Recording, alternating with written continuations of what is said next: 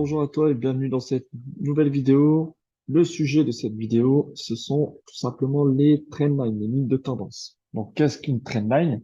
C'est tout simplement un support ou une résistance oblique. Je vous explique en détail ici, donc schématisé, comme d'habitude. Pour une ligne de tendance support, donc nous avons des mouvements impulsifs et correctifs du marché. Donc, impulsion, correction, impulsion, correction, impulsion, correction. Et si on relie tout simplement les creux, donc les bas de ces mouvements haussiers, on va obtenir un support en oblique. Et c'est ce qu'on appelle une ligne de tendance support. OK? Donc là, en gros, tous les creux sont rejetés sur cette ligne de tendance. La ligne de tendance résistance, c'est celle qui va être à l'opposé. Si on aligne tout simplement, donc si on relie tous les sommets des mouvements du marché, donc avant le retracement, on obtient une ligne de tendance résistance. Sur les graphiques, je vais vous montrer ça. Ici, on voit des mouvements impulsifs et correctifs du marché. Donc sur ces mouvements haussiers. Si on relie tous les creux, donc tous les bas des mouvements haussiers, on obtient donc une ligne de tendance support. Et une fois que celle-ci est cassée, vous voyez que le prix part à la baisse. Donc on a potentiellement changement de tendance à la cassure de la ligne de tendance support.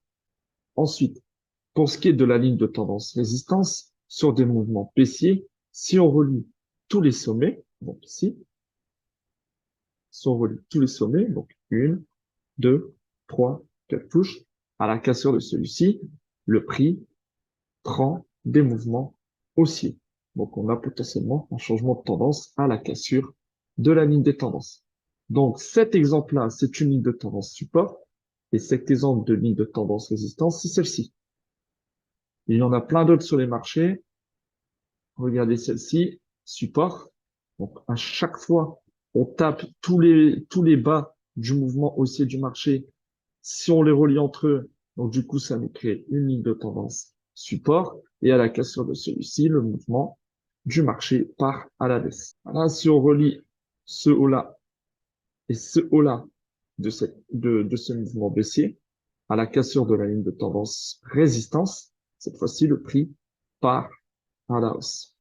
Donc, ces lignes de tendance, vous pouvez les tracer sur tous les time frames.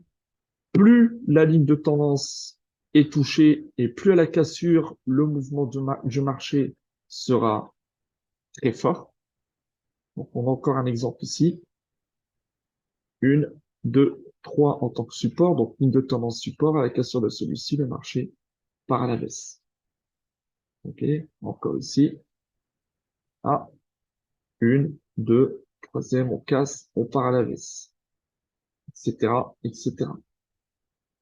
Donc, pour résumer, la ligne de tendance, c'est un support et une résistance oblique.